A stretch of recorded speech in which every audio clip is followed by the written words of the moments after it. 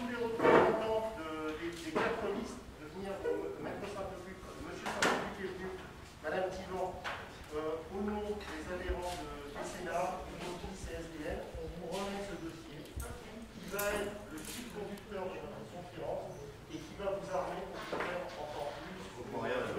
pour vous faire encore plus une opinion. Excusez-moi, il y a le masque. Excusez-moi. Très bien. Donc, Madame Dozan, je vous remets le dossier. Voici. Et il me reste une liste. Très bien. Voilà.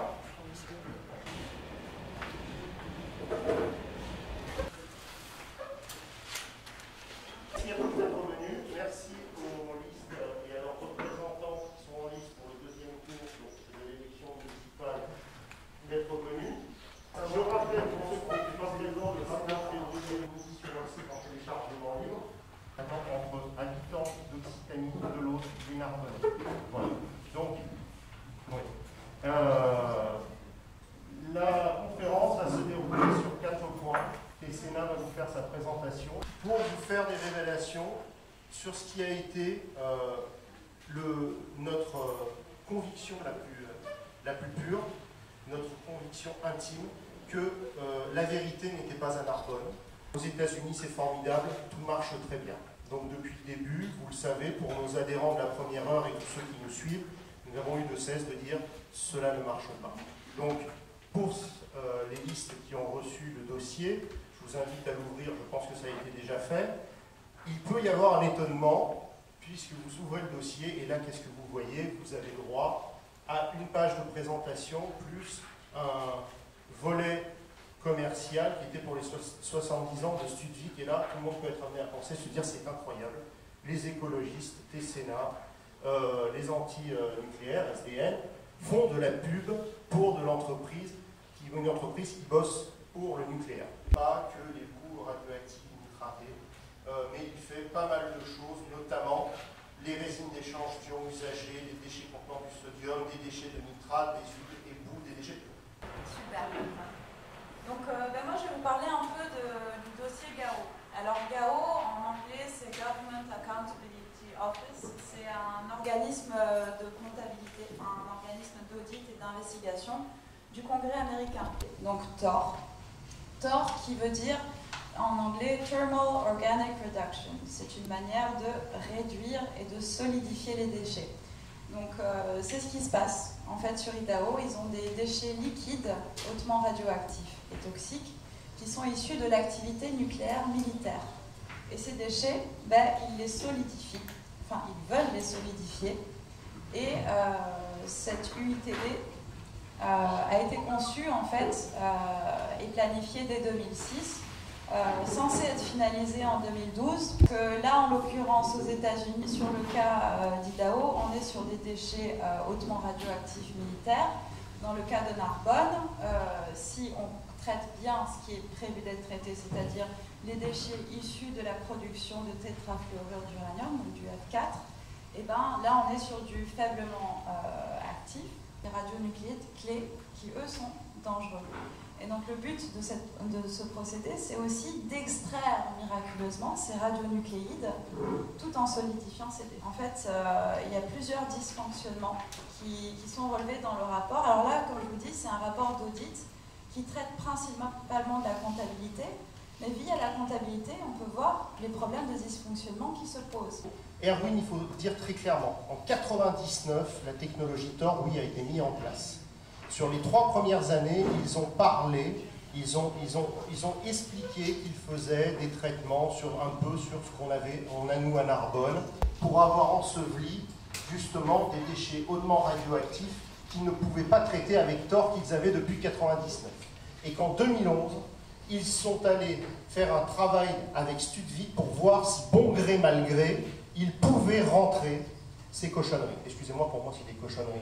Nous vous disons clairement, en appui du dossier GAO, ça ne marche pas. Avec une technologie bancale qui engloutit $1 milliard là-bas et qui ne marche pas. On se retrouve avec tous ces déchets qu'on ne sait pas encore traiter parce que le procédé est défaillant, qu'on entrepose alors qu'on est censé stocker de manière définitive. Alors, on constate dans ce rapport, et c'est assez dramatique, qu'il y a une sorte de tentative de bidouillage législatif. Si on constate qu'on peut traiter des déchets avant leur stockage ou qu'on va traiter ces déchets, ils ne sont plus considérés comme un résultat simple du retraitement du combustible nucléaire usé, mais ils sont considérés comme étant en résultant indirectement. Le maire ou la maire qui sera à la tête de Narbonne, nous serons à son entière disposition pour travailler ensemble les dossiers, pour expliquer, pour que les bonnes décisions soient prises. Mais demain, messieurs, dames, c'est vous qui serez à la tête de la ville. Et votre premier devoir, messieurs, dames, et vous le savez, je ne vous l'apprends pas, la charge sera la santé avant tout de vos concitoyens. Si malheureusement nous avons raison, si malheureusement l'un d'entre vous, l'un ou l'une d'entre vous est maire demain, il y aura des lourdes conséquences. Mais personne ne pourra dire, à partir d'aujourd'hui, je ne savais pas. Je veux bien que vous le compreniez. Parce que nous, peut-être demain, petite association, sans aide, sans subvention, hein, on s'arrêtera. Hein, parce qu'aujourd'hui, nous avons la chance de travailler main dans la main avec SDN et Greenpeace. Et ce n'est pas un secret, nous sommes transparents. SDN nous a aidé à financer l'action contre TDN et Greenpeace, qui est là, a pris à bras-le-corps le financement d'Étienne Ambroselli pour NVH, et je leur remercie au nom de nos adhérents et des habitants de la Narbonnaise, parce que c'est difficile. On se bat depuis 3 ans, et avec mon ami Denis, depuis 3 ans et demi, quand nous étions déjà au Conseil citoyen. C'est terrible. Mais après, nous allons peut-être un jour lâcher, si nous ne sommes pas soutenus, si nous ne sommes pas écoutés. Mais là, ce sera votre responsabilité. Et mettez-vous à la place des élus d'Erwin. Je vous invite, avant de passer le micro à Juliette, à aller sur le dossier US qui est en ligne. Vous avez un petit film qui s'appelle Intolérable limite. Écoutez le témoignage des employés de NFS, qui sont les homologues d'Orano, où un homme dit simplement « J'ai travaillé là-bas, mon frère a travaillé là-bas, j'ai une leucémie, mon frère avait un cancer, nous n'avons pas touché d'indemnité. » Un homme qui vous montre son enfant qui est atteint de cancer. Le zoom caméra qui est fait sur le cimetière d'Erwin, où c'est dramatique, on voit les pierres tombales, ce sont des gosses de 8 ans. Mais nom de Dieu, réveillez-vous. Le Covid, regardez ce qui s'est passé. Aujourd'hui doit être le jour de demain.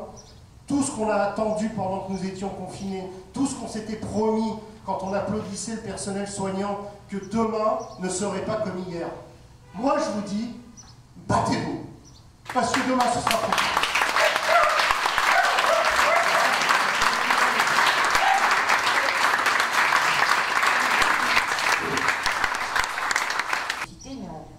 Ont toujours été à faire respecter la loi à l'industriel. Le classement des bassins, tout ça, c'est pas arrivé juste parce que nos industriels sont respectueux de la loi. Non, il faut toujours qu'il y ait des citoyens derrière pour leur rappeler qu'ils ont des délais impartis. Et que s'il n'y a pas des gens pour regarder, ils prennent leur temps. Voilà, ils laissent faire. Il y a toujours cette espèce d'attitude de laisser faire. Si les citoyens ne sont pas assez conscients de leur droit d'être informés, eh ben on leur dit tout va bien, tout va bien. L'eau, l'air, les cyprès, enfin, tout ce qui pourrait donner des traces que son activité va plus loin que l'usine et que la pollution elle s'étend jusque dans nos poumons, dans notre eau, dans nos assiettes gazeées, quand on arrose avec de l'eau qui vient du torrent ou de la mer. Donc, on n'a toujours pas les analyses. Voilà. Donc, avec le Covid, ça a pris un peu de retard, mais SDN va faire une campagne de prélèvement avec la CRIRAD. Donc moi, je vous pose la question. N'oublions pas que cette industrie est posée sur la plus grande nappe phréatique, une des plus grandes nappes phréatiques de notre département, que la qualité des eaux, le Dr Gerbert pourra en parler, et quand même sur certains contrôles qui ont été faits par l'entreprise, des puits de contrôle, il y a eu des choses qui ont été détectées, mais ça je laisse la place aux spécialistes, que nous avons aussi, et nous avons dans la zone létale le réservoir de Gessières, où nous sommes déplacés avec donc, un huissier, et il est totalement intolérable que cette source de vie qui alimente 25 000 personnes se trouve dans une zone létale qui va accueillir TDN et NVH qui fonctionnent à l'hydrogène, donc je ne vous laisse même pas imaginer en cas d'explosion. Donc 25 000 Narbonnais en hiver sont alimentés avec ça. Quand on m'explique à moi à l'agglo qu'en cas de problème, on fermera les vannes, on ouvrira dans une semaine, voire 2 semaines, c'était dans l'Indépendant, c'est pas moi qui le dis, je demande à voir, surtout qu'on parle de produits radioactifs quand même. Donc voilà, donc encore, le compte n'y est pas. Je suis désolé. Les études menées, les experts, ça n'est pas sérieux. On ne peut pas mettre tous les œufs dans le même panier et surtout nos vies avec ça, c'est pas possible. Et en plus, on voit tout le temps qu'il y a des problèmes de corruption au Kazakhstan, en Mongolie. Et nous, on est à l'entrée, à la source de toute cette industrie. Parce que s'il n'y avait pas l'usine de Narbonne, voulue par le général de Gaulle pour faire la bombe, hein, pas pour qu'on ait 4 ventilateurs et éviter les... Non, ça cette usine, cette industrie qui est sans arrêt renflouée par l'argent citoyen, nos impôts, qui n'est plus coté en bourse, ça c'est le plus valable, et à qui on est tout le temps en train de donner de l'argent finalement, alors que cet argent, on pourrait l'investir dans des choses bien nécessaires. Hein. Voilà, je veux vraiment qu'on remette les choses. Il n'y a pas de différence dans une école, si demain il y avait une explosion d'un gosse d'Orano et d'un gosse de chez Tessena, c'est des gosses, d'accord? Donc il n'y a pas de dialogue et j'espère qu'un jour on aura un vrai dialogue et pas la parodie qu'on a eu droit il y a 2 ans dans le tabernacle de la démocratie narbonnaise qui était à la mairie. Souvenez-vous de ce conseil exceptionnel où les gens s'insultaient. Hein. Moi, je suis toujours prêt avec Denis et après les autres associations se positionneront, mais à venir dans la bonne intelligence comme aujourd'hui. Mais regardez, nous avons des représentants politiques qui ont mis de côté leurs idées, leur combat, qui est un combat rude, pour venir écouter, dialoguer. Donc moi j'y crois ce dialogue parce que c'est donc pour l'intérêt de tous. Voilà. Maintenant, je vais laisser le docteur Gerbert. Intéressé à ce qui allait se passer après l'installation de ce procédé, qui paraît-il était le meilleur. Voilà. Donc nous avons travaillé sur tout ce qui allait être les effluents qui allaient sortir de cet incinérateur qui brûlait les déchets radioactifs des bassins d'évaporation. Et on a parlé beaucoup de dioxyde d'azote, on a parlé aussi en particulier d'un perturbateur endocrinien qui s'appelait le DEHP. Bon, maintenant, nous entendons et nous sommes convaincus maintenant par différents dossiers que non seulement ce procédé ne marchera pas, coûte encore plus cher, très cher. Donc, dans notre défense, pour ce qui se passe après, mais cependant, il est important de dire et de souligner une fois encore que ce qu'il y avait de plus grave dans ces effluents qui sortaient, ce perturbateur endocrinien, n'a jamais été pris en compte par les experts. Donc je reviens aux déchets qui se trouvent sur Malvesy. L'IRSN, qui est une agence d'État, donc on ne peut pas soupçonner de favoritisme pour les antinucléaires, a fait plusieurs dossiers sur les problèmes de la qualité de l'eau autour de Malvesy. Il y a une hydrogéologie sous l'usine qui est extrêmement importante et on a retrouvé, j'ai pu voir, moi, les mesures qui ont été faites et effectivement, également dans un dossier de l'IRSN, il y a dans un certain puits et donc dans le bassin hydrogéologique autour des rayonnements alpha qui sont à des taux supérieurs à ce qui est accepté. Et vous savez que ce qui est accepté, c'est vraiment calculé au plus juste. Hein. Bon. Voilà, donc comme je vous l'ai dit, tout ce qu'on avait fait sur les risques qui marchaient, si Thor marchait, et bien voilà, on est obligé de plus en parler parce qu'on espère que Thor ne va pas marcher du tout et qu'effectivement il n'y aura pas de mise en place. Elle est vraiment la parole scientifique et technique de tous nos dossiers et heureusement qu'on a des gens comme Mariette qui sont là avec nous pour nous aider. Un grand merci Mariette. Sur un point qui relève d'une culture nucléaire.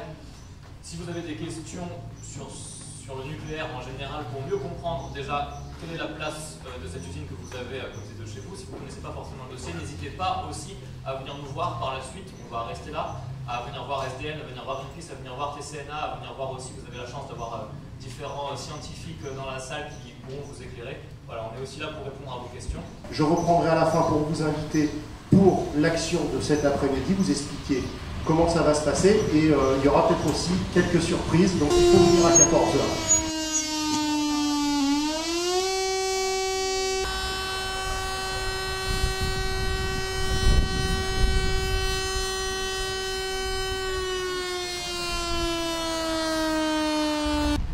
Donc bienvenue à nos adhérents qui nous rejoignent cet après-midi pour la deuxième partie de notre action. Donc premier jour de l'été, action commune de TCNA, Greenpeace, Montpellier et SDN 11. Donc on peut les applaudir. Ouais.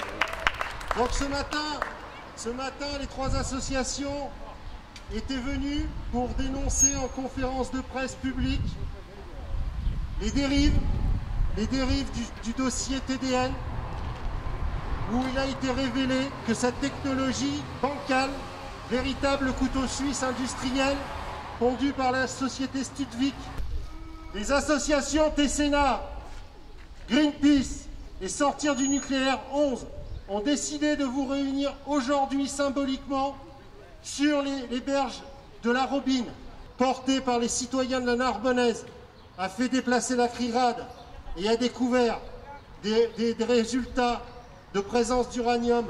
Demain, une nouvelle bataille s'engagera à Marseille, où nous faisons appel de la décision du TA de Montpellier pour le premier four à effluents radioactifs de France. Bonjour tout le monde, ici Greenpeace Montpellier. On s'est rejoint à la lutte il y a maintenant 3 ans de ça. On est en train de monter un groupe local sur Narbonne. On suit l'affaire de près. On a également traduit le rapport du GAO qui fait état de la situation à Idaho sur un projet pilote qui est similaire. C'est la même technologie, c'est juste les déchets qui changent. Ils ne traitent pas les mêmes déchets. Merci Karine. On va passer la parole au président de SDN 11. Bonjour à tous. Sortir du nucléaire est un des groupes locaux qui dépendent de Sortir du nucléaire France. Cette industrie, c'est une industrie qui pollue énormément, du début jusqu'à la fin. Ici à Narbonne, nous sommes quasiment au début, on est juste le stade après la mine. Et on voit l'accumulation de déchets que nous avons depuis plus de 50 ans, presque 60 ans. On va mourir comme les poissons que nous avons au bout de la ligne, comme les enfants meurent à Erwin.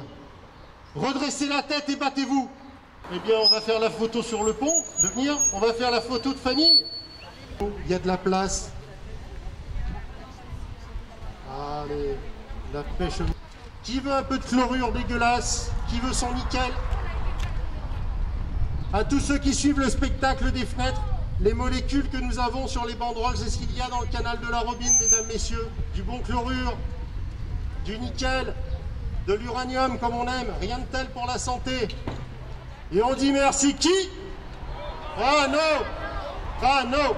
Oh, Rano! Depuis 2011, tous les poissons pêchés ne sont ni commerciables, ni consommables. Merci l'industrie!